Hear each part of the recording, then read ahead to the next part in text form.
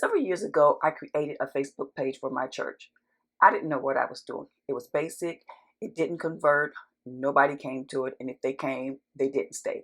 So in today's video, I'm going to talk about 5 things that you can do to optimize your church Facebook page so that people actually engage in it and it does what it was supposed to do.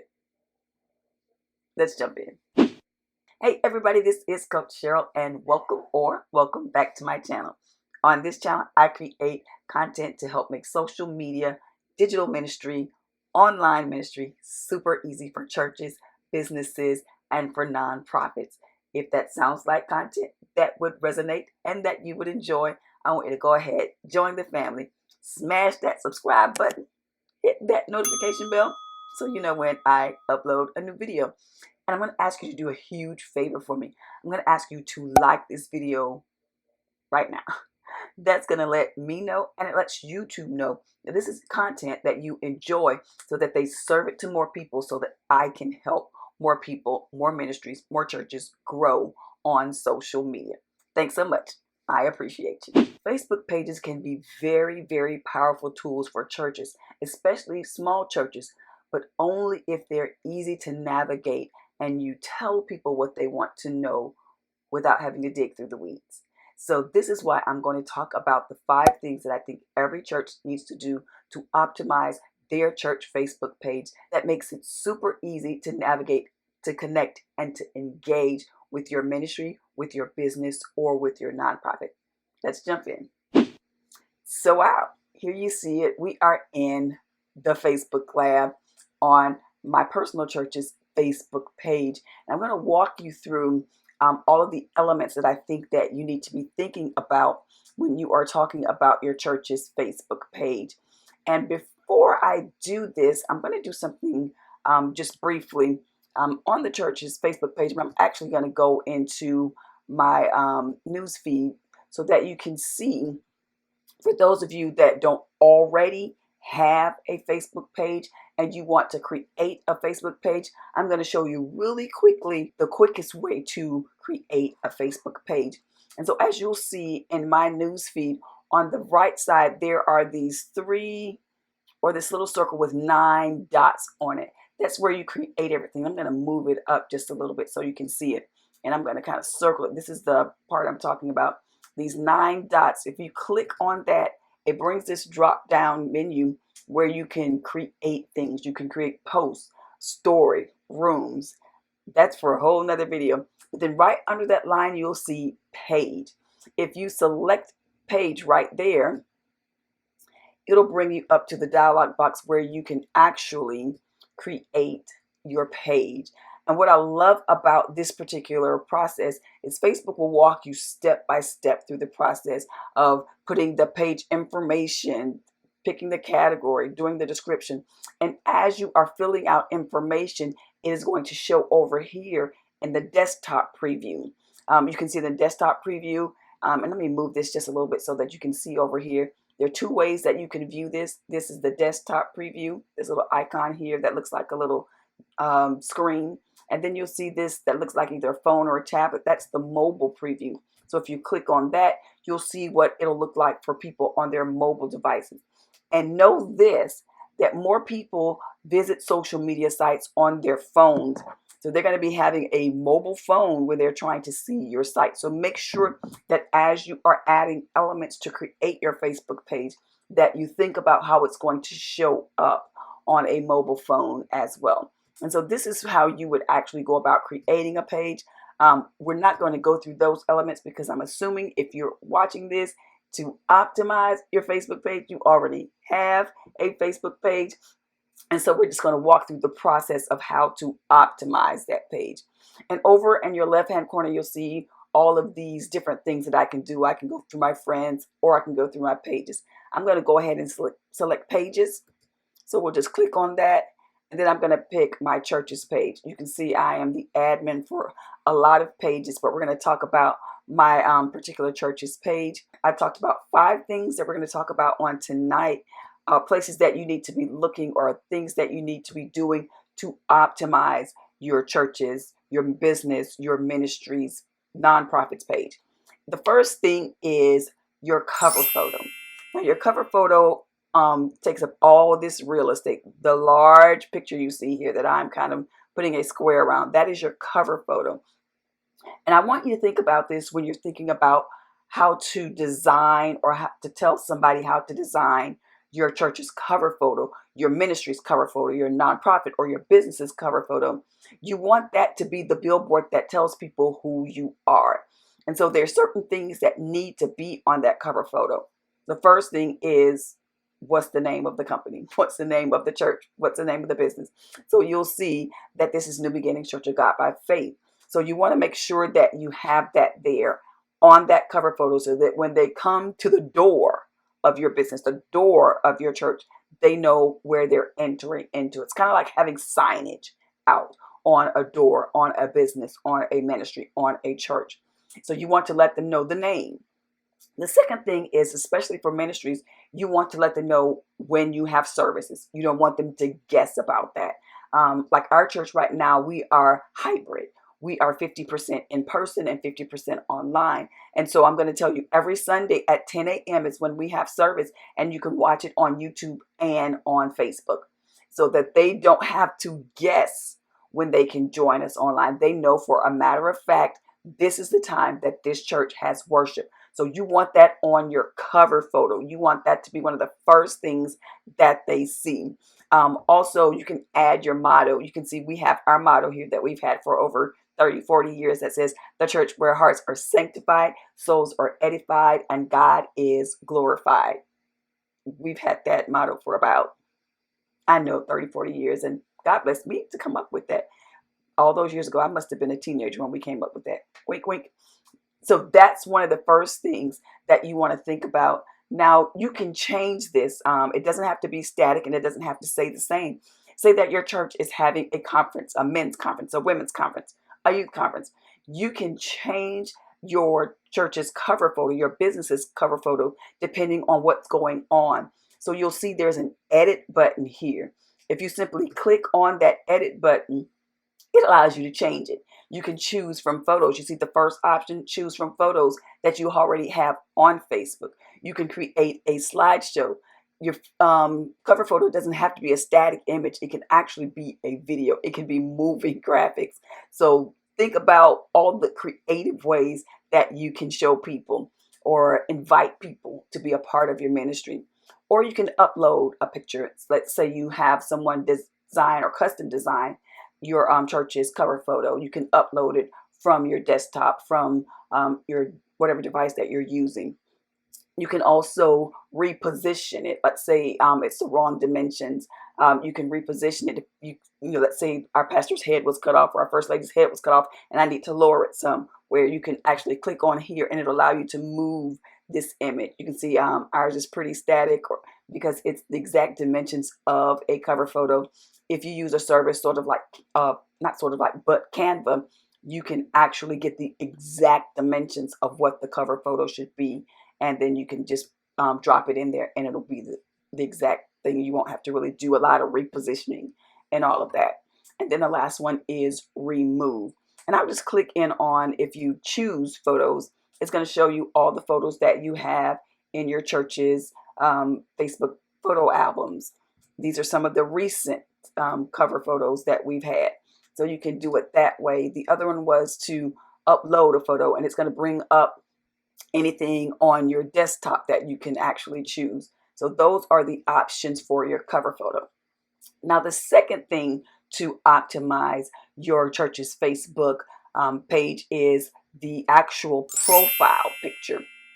Now, and this is important because this is the image that follows you all around Facebook. So whenever you're commenting on someone's picture or their post, that picture is going to follow you. For churches, I think you should probably think about either using your church's logo or a picture of your pastor or your pastor and first lady, because you want something very, very recognizable that's going to be traveling through Facebook. You see, we have our organizational logo that's here. Some churches I've used their individual churches logo, which I think is very, very good. We're in the midst of doing some upgrades on our logos and our branding. So in the future, that'll be changed. But make sure it is something very, very noticeable, brandable, something that is recognizable, that when people see it, they think of your church, which is why it's always good to even put a picture to humanize it, to put a picture of your pastor and your first lady on there as well. And so that is number two, the second thing that you need to be thinking about when you are, optimizing your Facebook page for the best reach. Station break. Let's talk about Facebook features and which ones are your favorite. Let me know in the comment. Maybe you have a favorite that I have not yet discovered. Let's collaborate in the comments. The next thing I want to talk about is your about description. And so I'm going to scroll down. You'll see all these different things about creating an ad, the meta tools, your insights. And this is where you come with about. You want to make sure that people know how to find you. We are slowly coming in and out of the pandemic. But if your church is having in-person worship, you want to make sure that there is a physical address, a location where they know to find you. So make sure that you have your location, your address on here as well. You also want to have a little blurb about your church. What is your church mission? Who are you as a body? You see here, I'll say that we are a Bible-believing, very family-oriented church. I want people to know that we're family-focused, and that's a really big focus of our church is family. And so for people that are looking for family churches, this is going to stand out to them. So make sure that you have that there. If your church has a website, make sure that it is here as well, so that they can just click this link. It's a clickable link that they can actually go directly to your website if they want to find out more about your church, about who you are, about what you believe. Make sure that there's an easily accessible way for them to do that.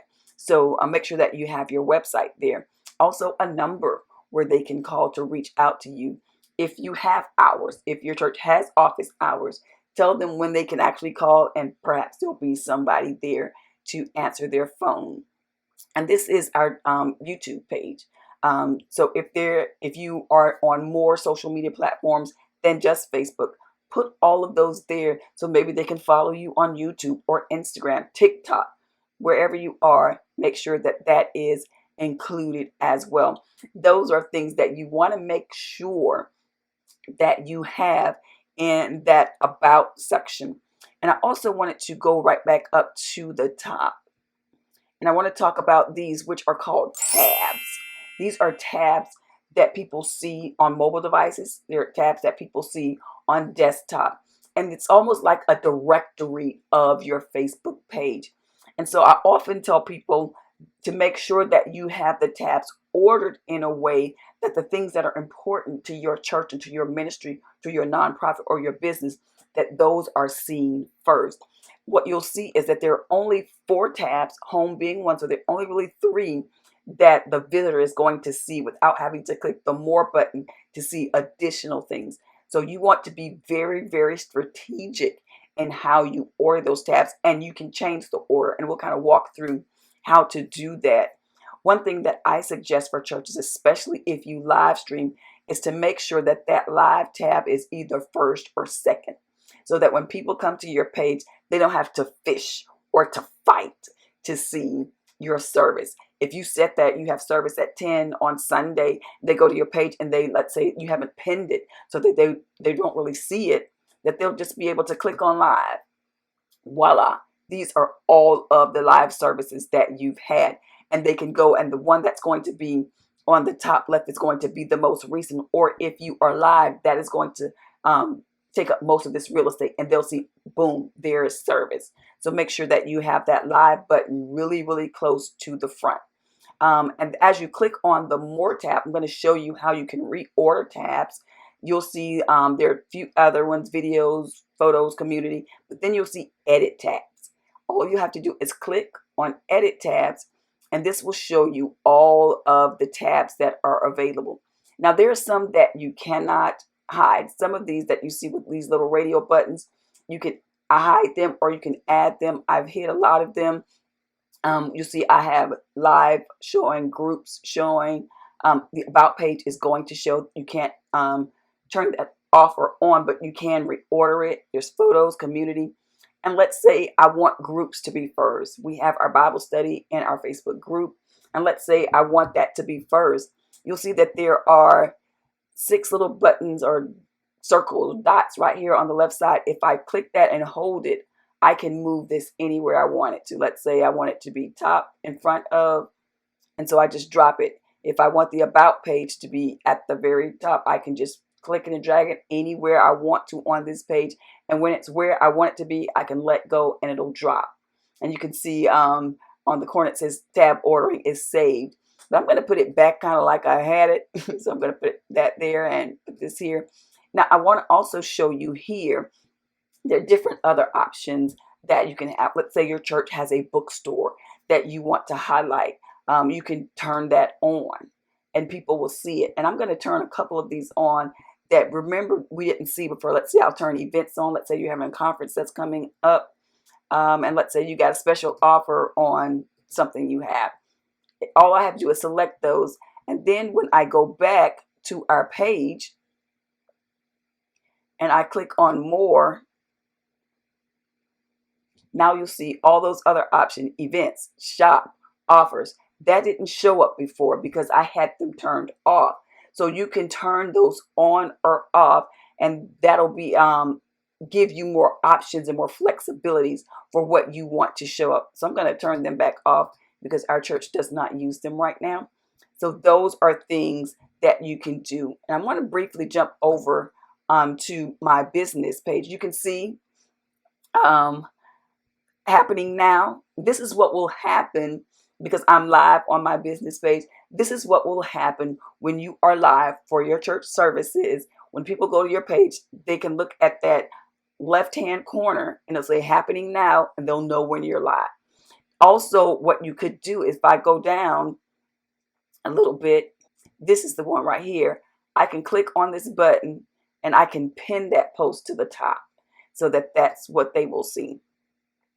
And so when people come through, it won't just be here, it'll be in the middle of the page. So this is good to see that this is where that live will be. But let's talk about how you want to set up a business page. Very, very similar to a church page, but you want to make sure that this cover photo that I'm circling, it tells who your business is, what services that you offer, and where people can find you. In one little block, I have told them who I am. This is Ministry Media Solutions, and I help make social media and online ministry easy for churches and ministries. So you know if you are in the right place just by reading this.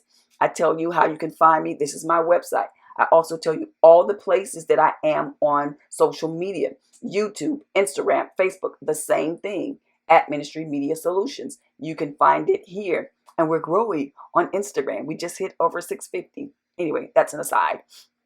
And so you'll see that here as my profile picture, it's what? It's my logo. So that everywhere I go and I make a comment as my page, it is actually going to show this logo. And also I want to kind of give admins of pages. I know I have several people that are friends of mine that they admin on several pages, and they were like, I'm trying to comment as myself, but I keep showing up as the page, as my church page, or as my business page, but I want to comment as me, the person.